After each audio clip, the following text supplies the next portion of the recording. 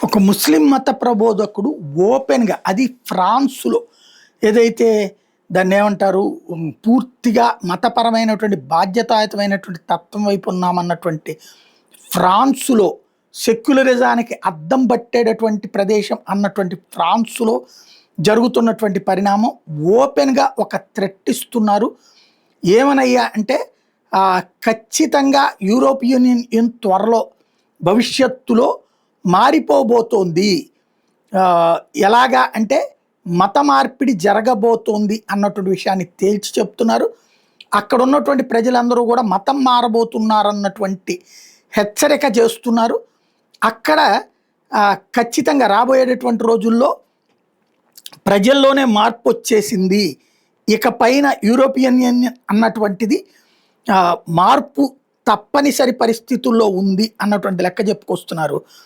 భవిష్యత్తులో European union Islamic రాజ్యంగా మారడం ఖాయం.